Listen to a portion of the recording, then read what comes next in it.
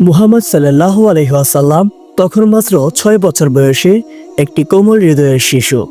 মক্কার অদূরের শান্তিপূর্ণ পরিবেশে শিশুদের সঙ্গে খেলাধুলায় মেতে উঠেছিলেন।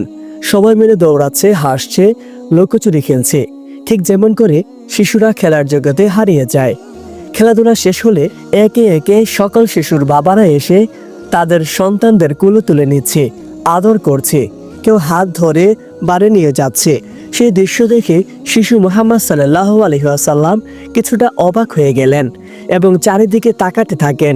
তিনিও অপেক্ষায় থাকেন, হয়তো তারও বাবা আসবেন, তাকে কোলে তুলে নেবেন, তাকে আদর করবেন। কিন্তু অপেক্ষার প্রহর দীর্ঘ হতে থাকে। চারপাশ একে একে ফাঁকা হয়ে যায় এবং চারপাশ থেকে অন্ধকার নেমে আসতে থাকে।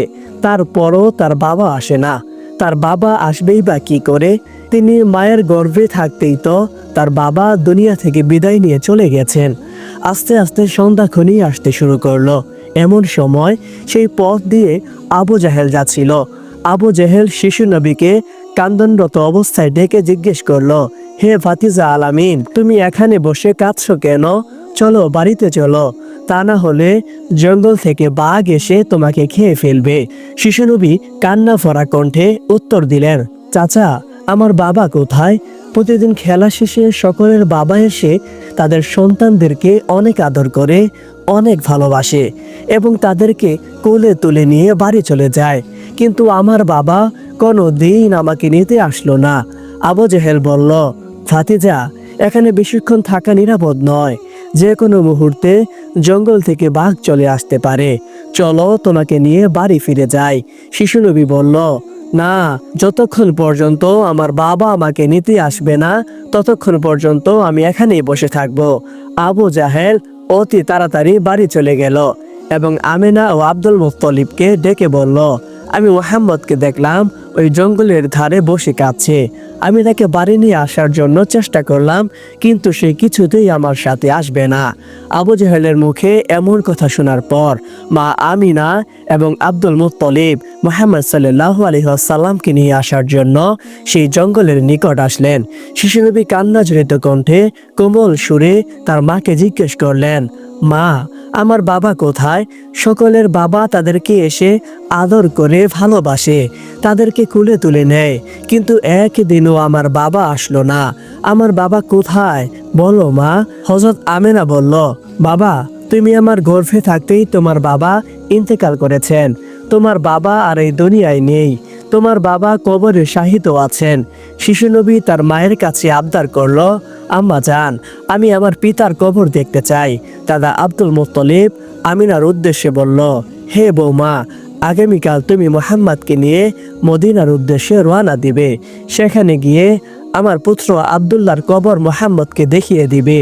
পরের দিন সকালে মা আমিনা এবং শিশু মুহাম্মদ সাল্লাল্লাহু আলাইহি ওয়াসাল্লাম এবং তাদের সাথে থাকা একজন দাসী উম্মে আইমান তারা মদিনার উদ্দেশ্যে রওনা দিলেন। দীর্ঘ পথ অতিক্রম করার পর তারা আবুয়া নামক একটি স্থানে এসে উপস্থিত হলো। সেই স্থানটি ছিল মক্কা এবং মদিনার মধ্যবর্তী একটি স্থান।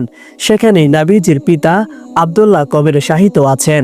আব্দুল্লাহর কবরের নিকট এসে আম্মা জান আমেনা বলল, হে আমার পুত্র মুহাম্মদ, এটাই তোমার পিতার কবর।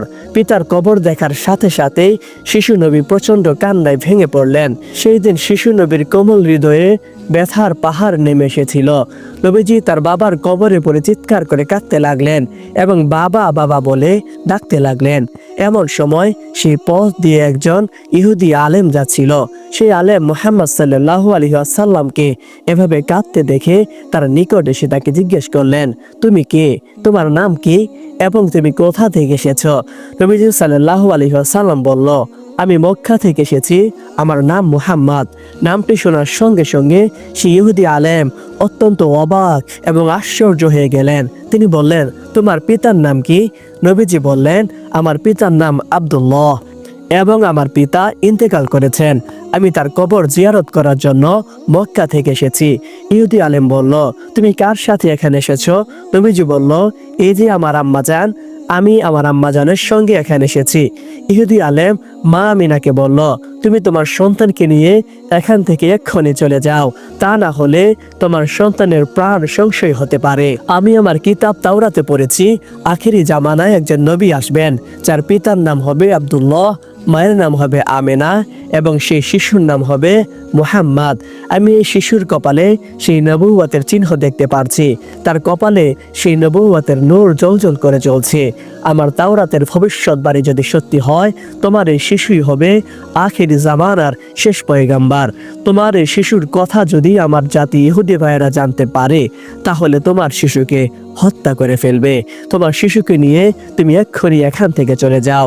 এরপর শিশু নবী সাল্লাল্লাহু আলাইহি ওয়াসাল্লাম তার পিতার কবর জিয়ারত করে মা আমিনার সঙ্গে মদিনার উদ্দেশ্যে রওনা দিলেন। মা আমিনা তার বাবার বাড়ি মদিনায় 1 মাস অবস্থান করলেন। এরপর আবার মক্কার দিকে রওনা দিলেন। মা আমিনা এবং শিশু নবী সাল্লাল্লাহু আলাইহি ওয়াসাল্লাম এবং সাথে দাসী উম্মে আইমান তারা মদিনা থেকে মক্কার পথ ধরে চলতে লাগলেন। মরুভূমির এক গভীর পথে আসার পর মা আমিনা প্রচন্ড অসুস্থ অনুভব করলো। শিশু নবী মুহাম্মদ সাল্লাল্লাহু আলাইহি ওয়াসাল্লাম এবং দাসী উম্মে আইমান মা আমিনাকে একটি গাছের ছায়ার নিচে নিয়ে গেলেন। মা আমিনার অবস্থা দেখে আমাদের প্রিয় নবী সাল্লাল্লাহু আলাইহি ওয়াসাল্লাম এবং উম্মে আইমান শঙ্কিত হয়ে পড়েন। উম্মে আইমান এবং শিশু নবীর কিছুই করার ক্ষমতা ছিল না, শুধুমাত্র একটি গাছের ছায়ার নিচে কিছুক্ষণ বিশ্রাম নেওয়া ছাড়া। এই মুহূর্তে তাদের কাছে আর কোনো সমাধান ছিল না। মা আমিনা ব্যথায় নিজেকে সামলাতে পারল না। মা আমিনা মাটিতে লুটিয়ে পড়েন। মা আমিনার হাত থেকে সমস্ত শক্তি এবং দৃঢ়তা সরে গিয়েছিল। অসুস্থতার তীব্রতায় ঘামছিলেন। প্রাণপ্রিয় আম্মাজানকে হারানোর ভয়ে আমাদের প্রিয় নবী সাল্লাল্লাহু আলাইহি ওয়াসাল্লামের চোখ দিয়ে অঝোর ধারায় পানি ঝরছিল। ওই মুহূর্তে মহানবী সাল্লাল্লাহু আলাইহি ওয়াসাল্লামের পুরো পৃথিবী যেন থমকে গিয়েছিল। মা আমিনার এই পরিস্থিতি দেখে রাসূলুল্লাহ সাল্লাল্লাহু আলাইহি ওয়াসাল্লাম অত্যন্ত কান্নায় ভেঙে পড়লেন এবং তিনি চিৎকার করে জিজ্ঞেস করতে লাগলেন, আম্মা জান, কি হয়েছে তোমার? মা আমিনা, যার হৃদয় ছিল মমতার ভান্ডার, তিনি চাননি তার একমাত্র সন্তানের মন খারাপ হোক। তাই তিনি তার প্রিয় ছেলেকে ব্যথার কথা না জানিয়ে উত্তর দিল, আমি ভালো আছি বাবা। এই কথাটি বলার পর মা আমিনা আরো অসুস্থ অনুভব করলো এবং ধীরে ধীরে মা আমিনা কথা বলার শক্তি হারিয়ে ফেলেছিল। এক পর্যায়ে ওনার মুখ থেকে পানি শব্দটি শোনা যায়। তখন দাসী উম্মে আইমান নির্দিষ্ট পানি থেকে মা আমিনাকে কিছু পানি পান করালেন। মা আমিনা তখন বলল, হে উম্মে আইমান, আমাকে আর বেশি পানি দিও না, কেননা আমাকে দিয়েই যদি সব পানি শেষ করে ফেলো, মক্কা পর্যন্ত পৌঁছাতে এখনো অনেকটা পথ বাকি আছে। পথে যদি আমার শিশু মুহাম্মদের পানির তৃষ্ণা পায়, অবশিষ্ট পানিটুকু তাকেই পান করিয়ে দিও। এরপর হযরত আমিনা পানির পাত্র এবং তার প্রিয় সন্তানকে খুব নরম হাতে ধরে রাখলেন। এক পর্যায়ে আমাদের প্রিয় নবী মুহাম্মদ সাল্লাল্লাহু আলাইহি ওয়াসাল্লাম তার মায়ের শুয়ে থাকার অবস্থানটাকে কিছুটা সোজা করে দিলেন এবং নিজের কোলে তার মায়ের মাথা রাখলেন। শিশু নবী মুহাম্মদ সাল্লাল্লাহু আলাইহি ওয়াসাল্লামের চোখ থেকে পবিত্র অশ্রু গড়িয়ে পড়ছিল, তাও বৃষ্টির মতো মা আমিনার কাঁধে পড়ছিল। মা আমিনা ভাবছিলেন, স্বামী হারানোর যন্ত্রণার পাশাপাশি এখন কি তাকে তার সন্তানকেও বিদায় জানাতে হবে? এটা একটা অসহনীয় যন্ত্রণা। এ কারণে মা আমিনা হৃদয়ের ব্যথা অনুভব করছিলেন। তিনি তখন যে অসুস্থতায় ভুগছিলেন, সন্তানের সাথে এই বিচ্ছেদের কারণে তার যন্ত্রণা আরো বেশি অনুভূত হয়, কিন্তু কারোরই কিছুই করার ছিল না। এটা ছিল ঐশ্বরিক ভাগ্যের একটা অপরিবর্তনীয় আদেশ। হযরত আমিনা বুঝতে পারছিলেন তিনি এই অসুস্থতা থেকে বাঁচতে পারবেন না। তাই তিনি শেষ মুহূর্তে তার সন্তানের মুখের দিকে তাকিয়ে বললেন, হে আমার প্রিয় পুত্র মুহাম্মদ, আমি তোমাকে জন্ম দিয়ে অনেক আনন্দিত এবং গর্বিত। আমি ধন্য একজন নারী। আমি যে স্বপ্ন দেখেছি সেই স্বপ্ন যদি সত্যি হয়, তুমি আদম সন্তানদেরকে হালাল হারাম সম্পর্কে অবহিত করার জন্য আল্লাহ তাআলার পক্ষ থেকে নবী হিসেবে প্রেরিত হবে এবং এর জন্য তুমি পুরো পৃথিবী জুড়ে অনেক সম্মান অর্জন করবে। আমাদের পূর্বপুরুষ ইব্রাহিমের দিনকে পুনরুজ্জীবিত করার জন্য এবং মক্কার মানুষদেরকে মূর্তি পূজা থেকে বিরত রাখার জন্য হয়তোবা আল্লাহ রাব্বুল আলামিন তোমাকে প্রেরণ করেছেন। আমি ধন্য, আমার নারী গর্ভধন্য।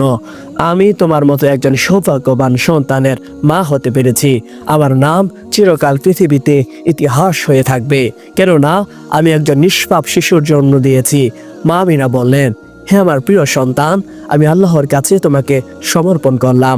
তোমার দেখভালের দায়িত্ব আমি আল্লাহর কাছেই ন্যস্ত করলাম। এরপর মা আমিনা ইন্তেকাল করলেন। মা আমিনার ইন্তেকালের পর আমাদের প্রিয় নবী মুহাম্মদ সাল্লাল্লাহু আলাইহি ওয়াসাল্লাম চিৎকার করে কাঁদতে লাগলেন। নবীজির চোখের পানিতে যেন মরুভূমিতে নদী বয়ে যাচ্ছে। মুহাম্মদ সাল্লাল্লাহু আলাইহি ওয়াসাল্লামের চোখের পানি মুছে দিলেন দাসী উম্মে আইমান এবং বললেন, হে মুহাম্মদ, তুমি শান্ত হও, তুমি নিজেকে সামলাও, তুমি কাঁদবে না, তোমার জন্য আল্লাহ যথেষ্ট। প্রতিটা পানিকে মৃত্যুর স্বাদ গ্রহণ করতে হবে। তোমার আম্মা আল্লাহর কাছে চলে গিয়েছে, এখন আমাদের উচিত তোমার আম্মার লাশটাকে সঠিকভাবে আল্লাহ রাব্বুল আলামিনের কাছে জমা দেওয়া। প্রিয় দর্শক, আজকের এই ভিডিওটি আপনাদের কাছে কেমন লেগেছে? আমি আপনাদের সাথে ছিলাম এসকে আরমান আহাদ। ভালো থাকবেন, সুস্থ থাকবেন। আসসালামু আলাইকুম।